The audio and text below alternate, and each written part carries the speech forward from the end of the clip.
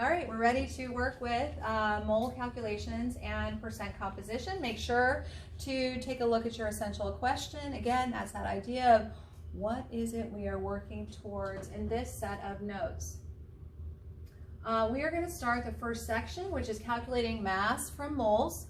I want to point out that we have provided for you, this is a little concept map, a little mnemonic device that you can use to maybe help you solve problems when we're dealing with moles.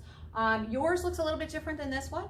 We put on yours that mole is the heart of chemistry, and with that device it should help you to be able to convert between moles and grams, or grams and moles, or between moles and numbers of things and numbers of things and moles. All right, so we're going to be playing with that today.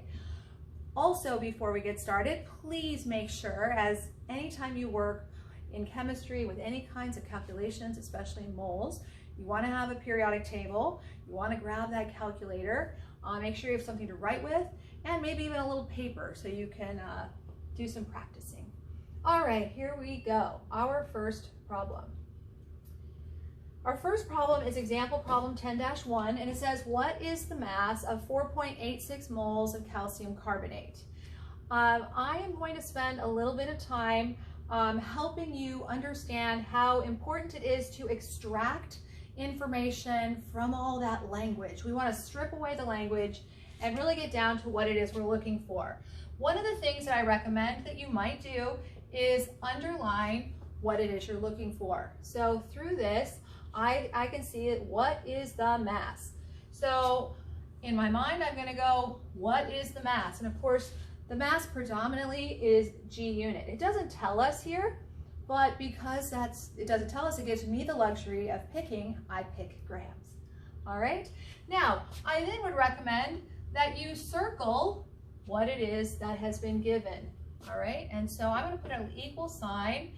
How many grams is equivalent to 4.86 moles of calcium carbonate. All right? So again, that continues all the way there. So in this problem, we have to start in moles.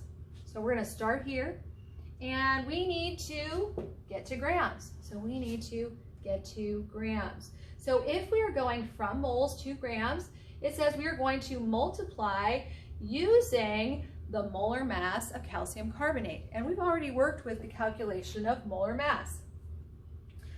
So you should be familiar with this. So step one is to find the molar mass of calcium carbonate. So 1 calcium, 40.08 grams per mole. 1 carbon, 12.01. 3 oxygens, 3 times 16. And our molar mass to the hundredths place is 100.09 grams per 1 mole. All right, this is our conversion factor. This is our proportion. This is our ratio. Okay. Now we're going to calculate the mass. So we have the relationship that we need to get there. We always go back to what was given.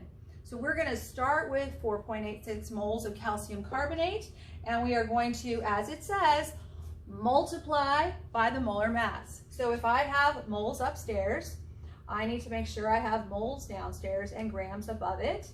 And my unrounded answer is 486.4374.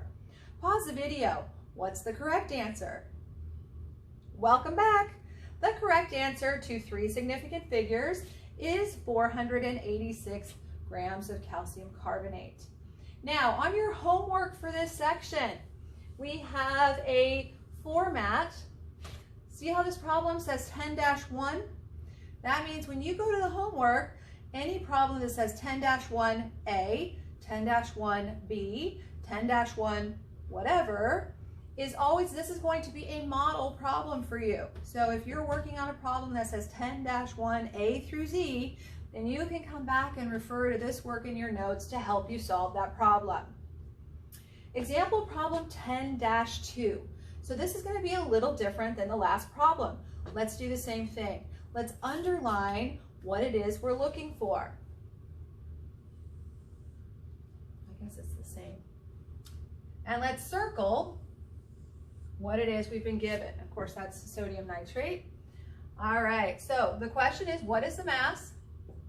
And we have been given 3.8455 moles of NaNO3. Okay, so when I extract that information from the problem, I clearly can see I'm in moles. I want to go to grams. Looking at my mnemonic device, I'm in moles. I want to go to grams.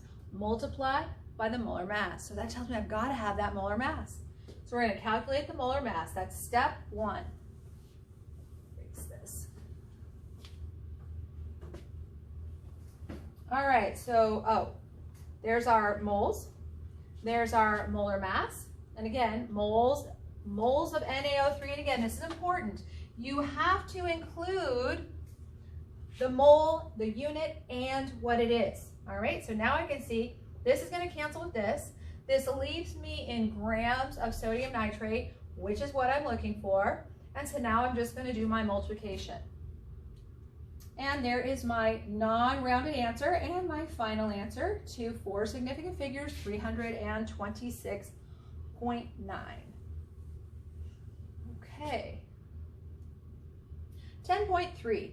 How many moles is 300 grams of potassium sulfate? Okay, so let's take a look at what it is we've been given and what it is we're looking for. So we are looking for how many moles? So I'm just gonna write here, question mark, moles. How many moles of circling, and I should make a bigger circle. There's one circle, and here's, I don't know how you do a continued circle. We'll make it bigger, include the whole thing.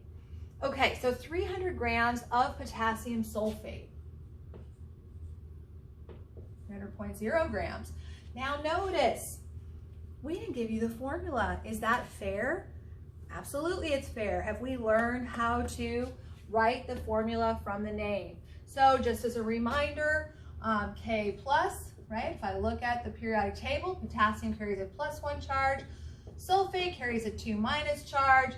So my formula is going to be K2SO4, and I believe that the PowerPoint has something to do with that. Know your chemical naming. Let me go ahead and erase this so I can just do the PowerPoint now. There we go. Know your chemical naming, so K2SO4, find the molar mass. So again, you know how to do this. We have 2 potassium, so 2 times, 1 sulfur, 1 time, 4 oxygens, 4 times 16, and there's our molar mass. By the way, my expectation is for every problem you are going to demonstrate how to calculate your molar mass until you master this concept, and mastery comes when we take a test in this unit. Calculate the number of moles. Always go back to what's given. We're in grams of potassium sulfate. So in our mnemonic device, we're not in moles, we're starting in grams. So this time we're going from grams back to moles, which means we're going to divide by the molar mass. So if I've got the G unit upstairs, I've got the G unit downstairs, and it's going to cancel, and moles of K2SO4.